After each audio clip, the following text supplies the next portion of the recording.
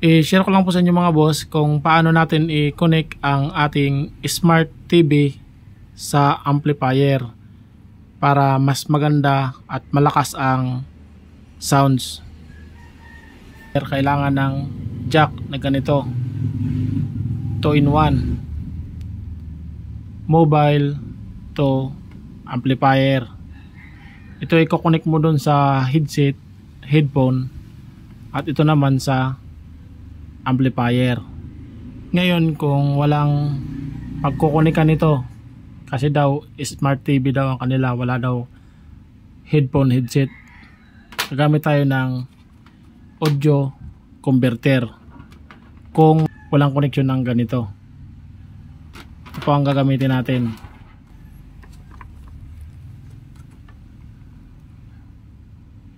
Ayan, SPDIF connection. Mas maganda ang sounds kapag SPDIF. Karamihan po ng Smart TV meron po siyang connection sa SPDIF. Nabibili natin ito sa online.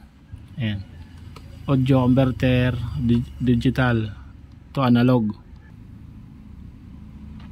digital to analog audio converter.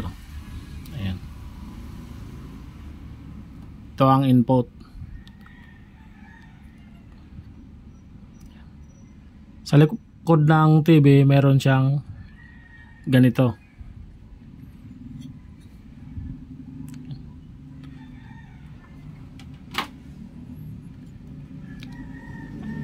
At meron din itong kailangan na power supply para ma-convert natin ang digital sounds to analog. Ito. Connect natin dito sa 5 volts. Ayan. At ito naman doon sa likod ng TV. Ito. Kahit anong kulay ng jack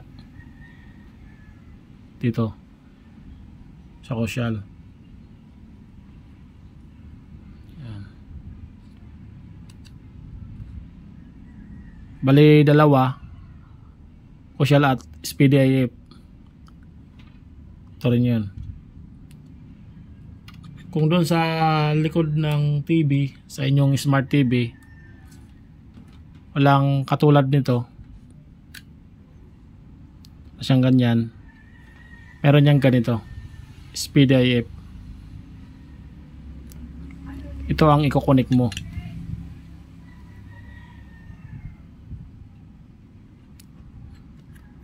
Meron niyang ganito kahit Smart TV. Dahil dito talaga i-connect para mas maganda ang sounds. Ayan, SPDIF. Kung walang ganito, pero kung mayroon, ito ang gagamitin natin. Ayan. Depende na lang kung sa alin doon ang nakalagay sa iyong TV, kung ganyan SPDIF o kaya crucial, ganyan. Ito yung kukumik mo. Ayan. Tapos ito, kung alin doon ang mayroong connection nito sa likod ng TV.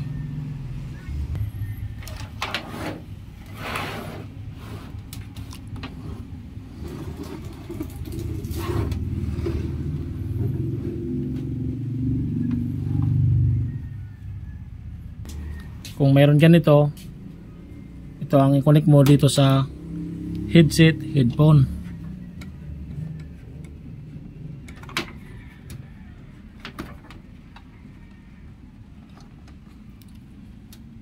Ito, headset, headphone. Yan. At ito naman sa amplifier.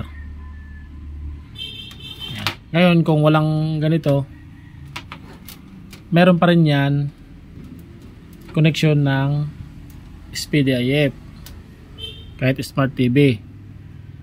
Kung walang analog, ito digital. Tingnan mo lang sa likod ng TV, ay mapapansin ka dyan, baka ganito, digital SPDIF.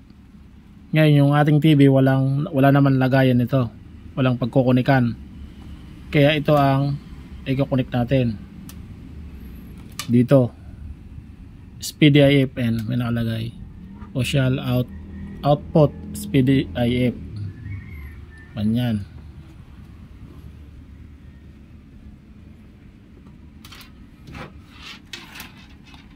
Ito na yon. Tanggalin na lang natin tong isa dahil wala naman siyang connection para hindi nakakalito. Ayan na. SPDIF digital to analog. Dahil mayroon siyang kailangan na power na DC. Ito yun. Ito naman, i-connect naman natin dito sa USB port. Ayan. Pili ka lang dyan. Meron naman yung connection yung Smart TV para mag power mula rito sa SPDIF papunta rito sa converter, input, out dito naman input. Yan, lagay natin to. Baliktad, tulak lang, tulak. Yan. Ayan na, meron na siyang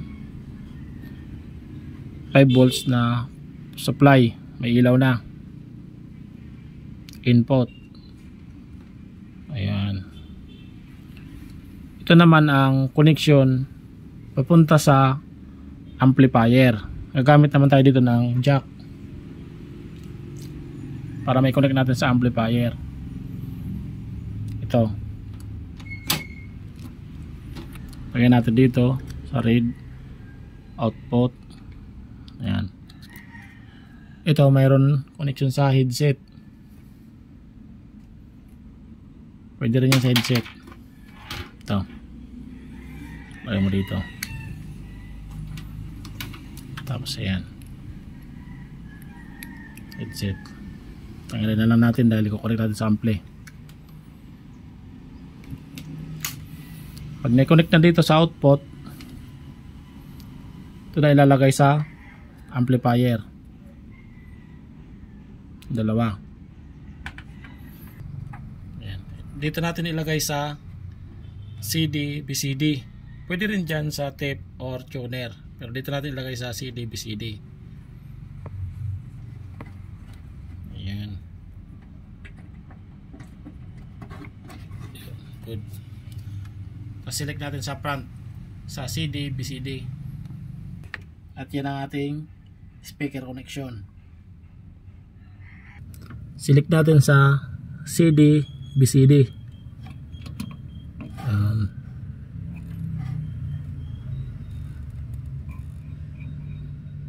Tapos volume. Ayan. Connect na sa amplifier. So tanggalin na lang natin to dahil ang gamit natin na SPDIF. Ayan.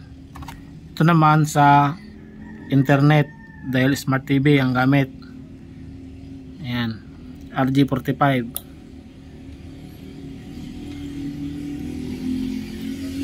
Ayan.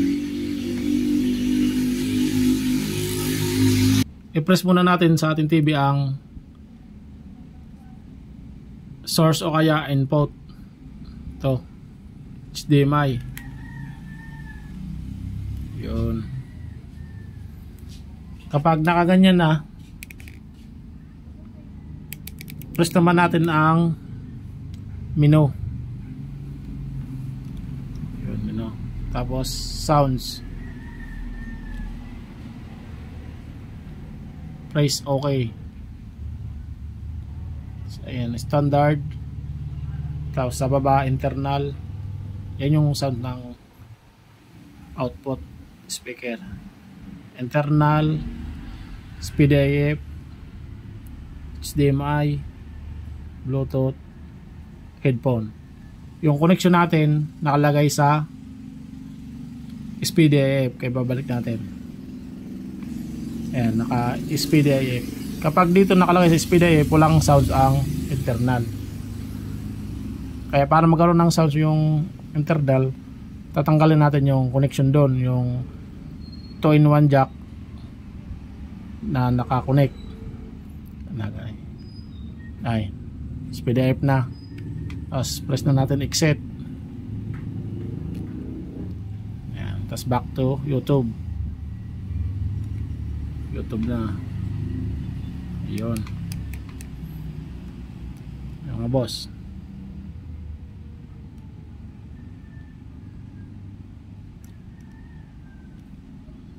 Kailan pa mga boss, maraming salamat sa panonood sa ating video.